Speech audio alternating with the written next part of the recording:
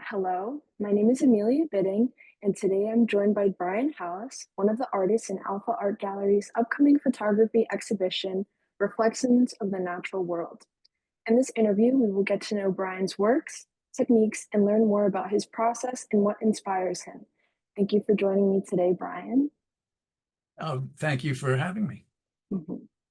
My first question, could you give a brief overview of the themes, inspirations, and connecting threads between your works that will be included in the upcoming exhibition? Sure. I think most of what is, well, actually, all of what is being shown um, follows a relatively new path for me in that the content has changed over time. Last time I was fortunate enough to appear at Alpha Art Gallery, I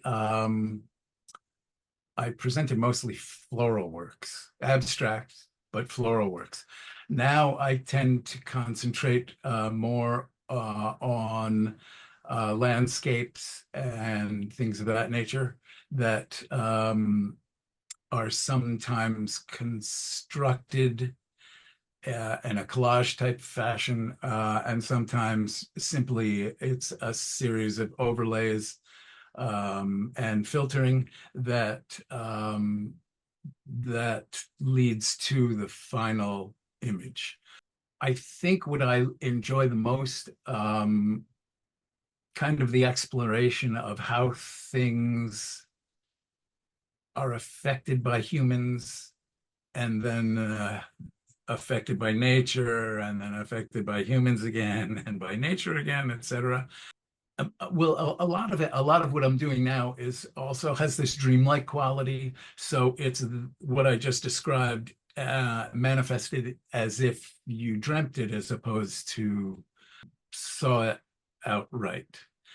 Because what I tend to do is actually very similar to what I did in my floral work, is take a few, usually no more than three images and superimpose them and filter them so that the various filters and the various images come up with something, essentially something surprising, which is also a kind of a theme.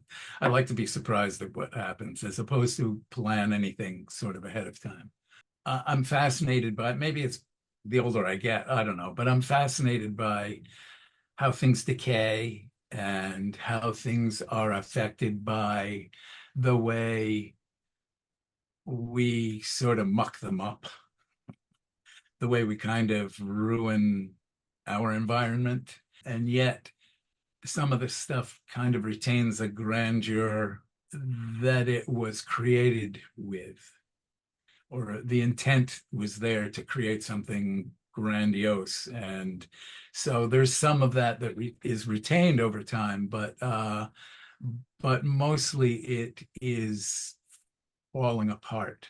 I usually go to places. I have a couple of former army bases very near me because I'm near the coast.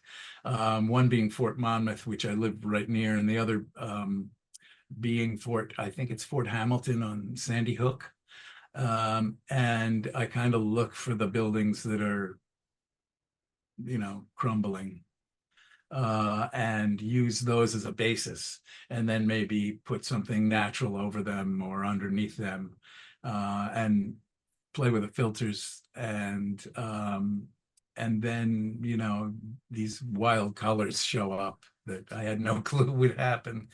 And as I say, I don't have any real preconceptions. I kind of have done this for a while, so I have a sense of what might happen. But the point being that the discovery is the most important thing.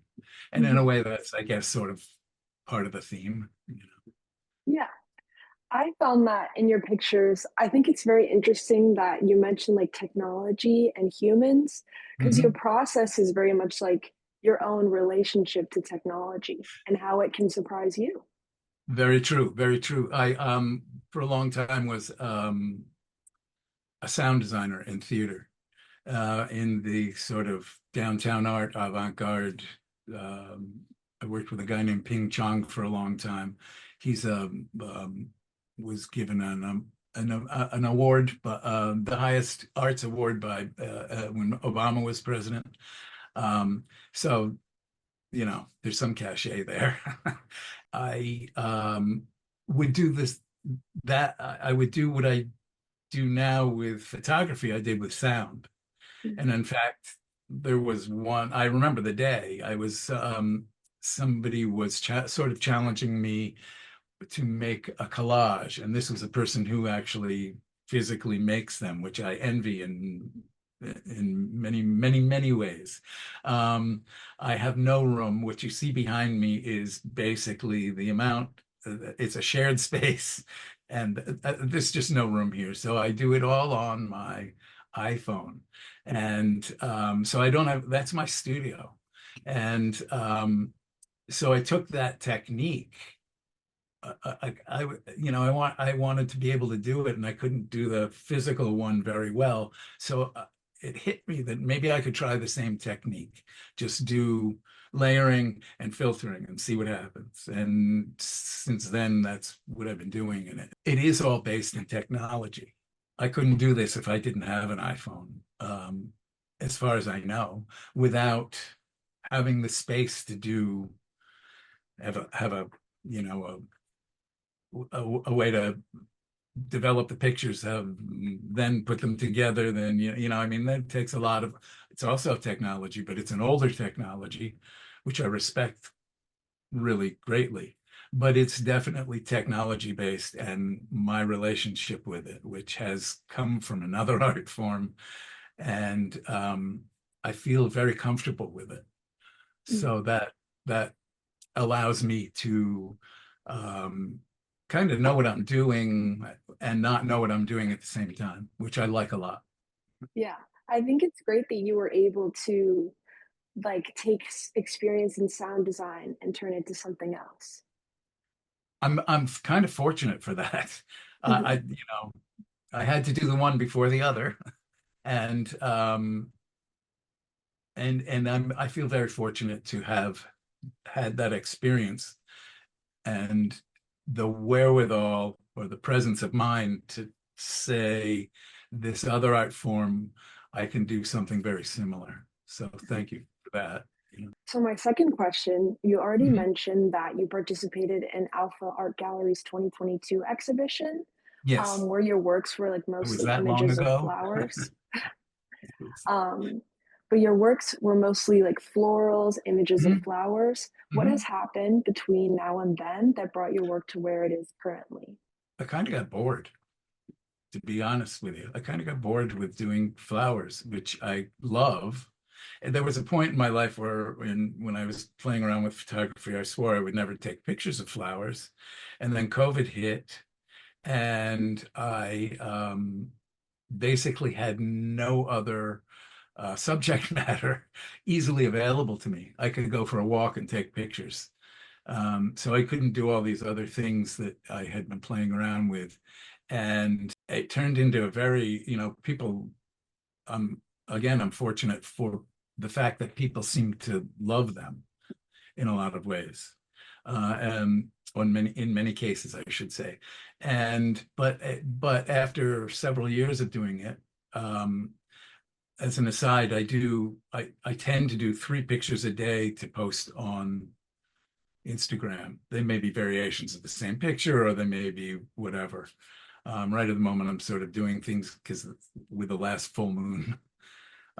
So that's kind of the focus, and then I play around with it. So after several years of doing that, it was several thousand pictures that I actually put out there. And I felt that I wanted to explore something different Mhm. and try something new.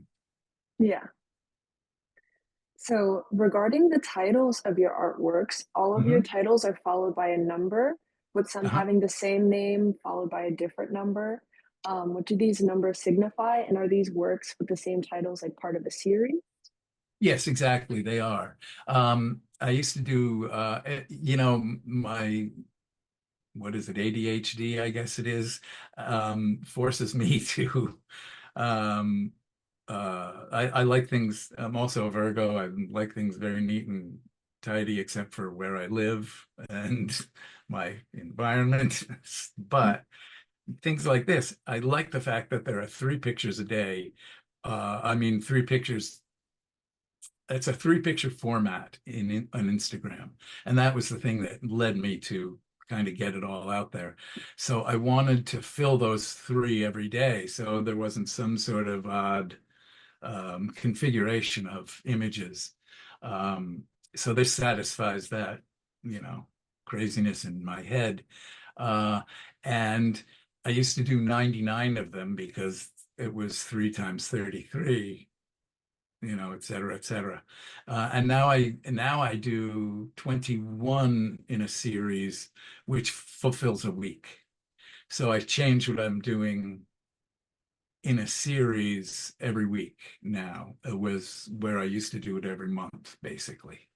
Um, and it's just more interesting. It keeps things more moving. It keeps things more. I like new things more than I tend to like. Well, that's not completely true, but I do really like new things. I like to see what, the surprises are, or hear new music, or read an interesting new to me author, or what have you. It just keeps all the balls in the air. It keeps Mm, it, it's just to me the way I feel like the way I get satisfied with things. This season's changed. That's a very nice thing. It's not the same season every day, in a sense. mhm. Yeah. So also regarding your titles, a few of your pieces such as Piccole Cianfrusaglie 3 and Verum Esse Videtur 15 are Wow, you in say different that languages. so that rolls off your tongue. Very good. I practiced. So my question is, why did you choose to have these pieces or these titles in different languages? And could you also explain what these titles mean and what they might mean to you? I'll give you a generality as opposed to specifics, in the sense that I forget what the titles might mean. Um, it's just a conceit. Whatever it is some mundane thing in English, especially American English, and it just sounds cooler in a foreign language. Mhm. And just, it's like, oh well, that's actually kind of cool. Um, yeah, so it's just usually a catchphrase or somewhat of a description of the series, um, that just sounds better in a different language because I don't really speak that language. It's usually Italian because I think Italian's one of my favorite languages. It just is a beautiful musical way to communicate, and Mhm. it just more interesting than my own native tongue, so to speak. Yeah. I think it's also interesting for the viewer, especially if you don't speak that language, to Mhm. go and like look up the title. Yeah, well, yeah, there is that. And I force myself to do that in retrospect too, because I forget what it might mean. And it's like, oh, yes. And and sometimes it's just an arbitrary title, or I'm trying to be political if I can't be overtly political in my subject matter, I can be surreptitiously political in my titles, and I kind of can get away with it without,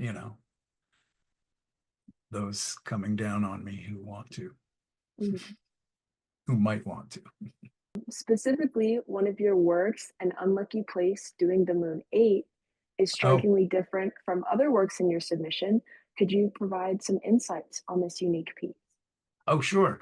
Um, it's again playing with two of the things, the fort at Sandy Hook, that I just took some pictures of these beautiful old buildings, which are mostly crumbling, um, and then superimposed a picture of until this last full moon.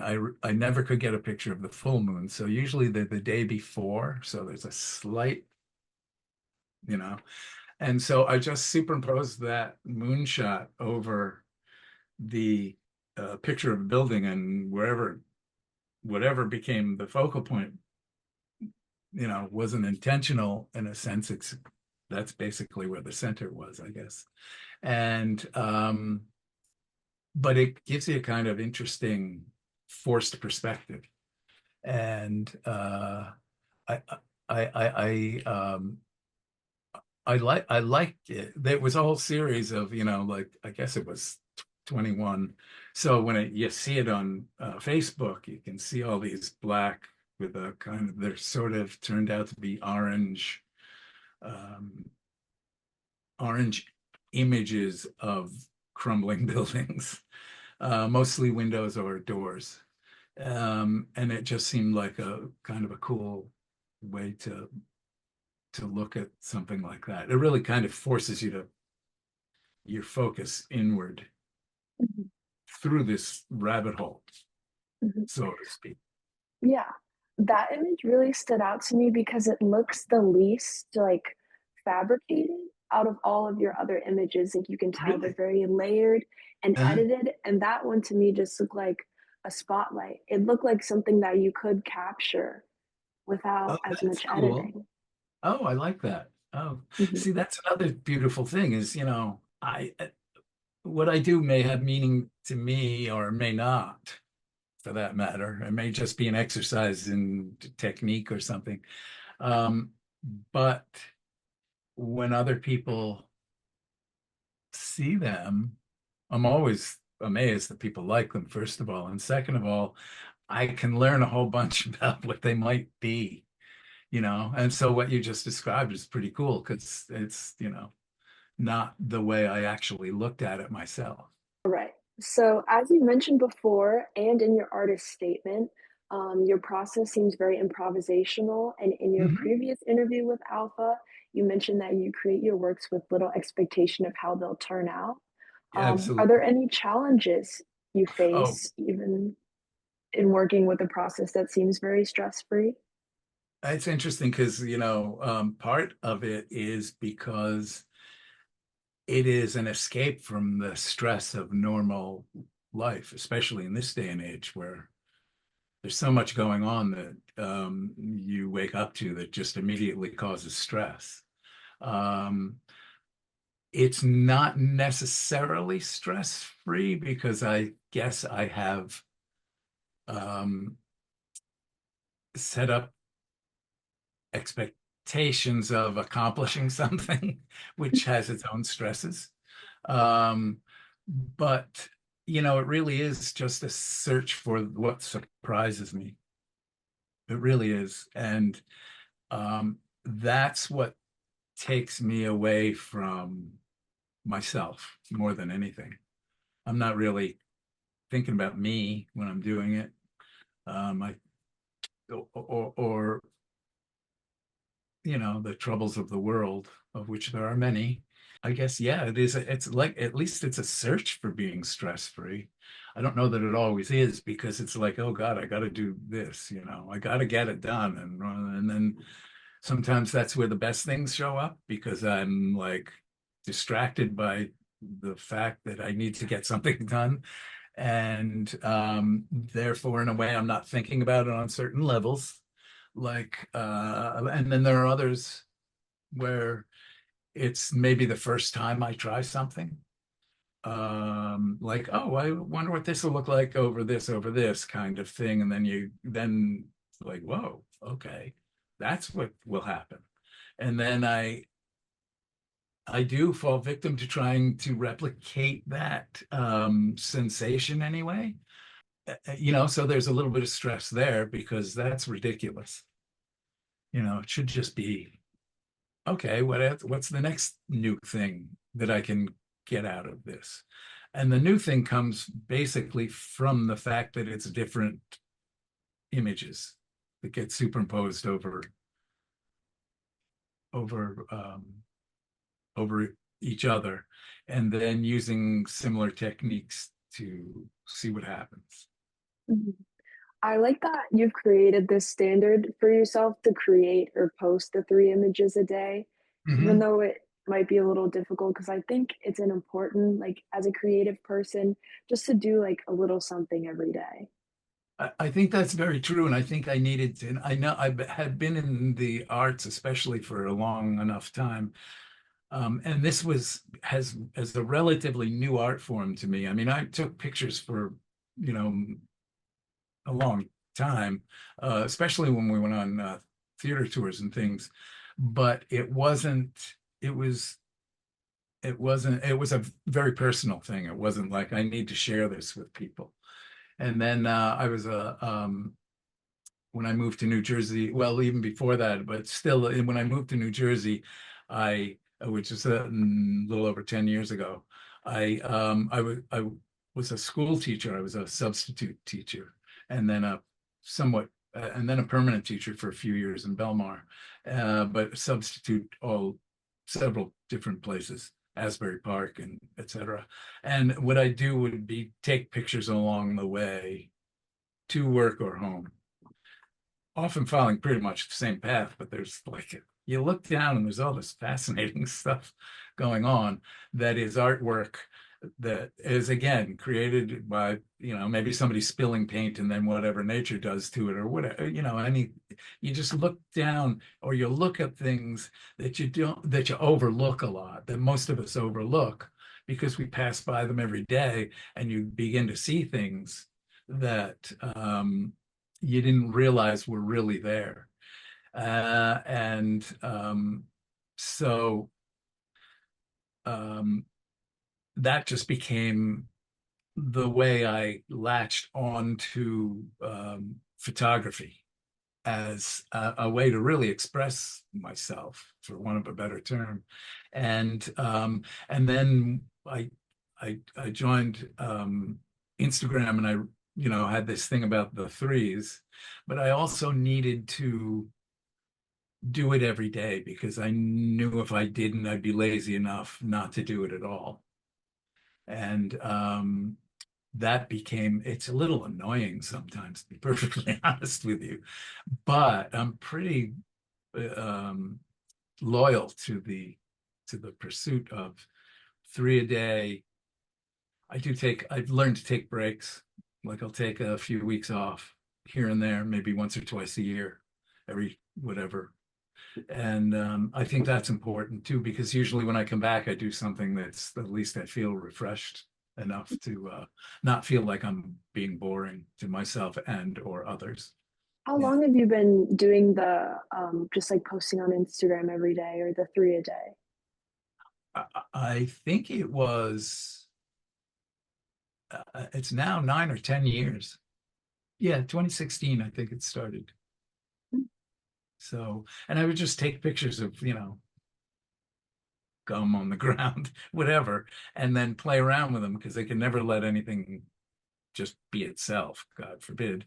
But I would that's what kind of kicked it in for me is I just started looking at things. And then the advent of the iPhone or whatever. I had an Android for a while too.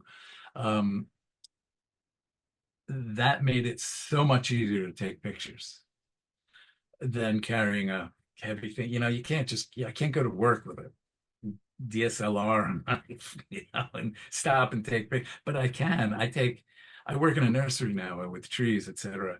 And I can stop for a moment and take a few pictures, and I can always use anything I take. I believe there are no bad pictures. You can always do something. Mhm, You don't have to do something realistic with them, but you can do something with them that is I like doing. mhm. That's Yeah. great. Yeah. So my final question is, what's next for you and your art? I I'm in a show at Alfa Art Gallery Mhm, in January. Um, I don't know, honestly. I don't.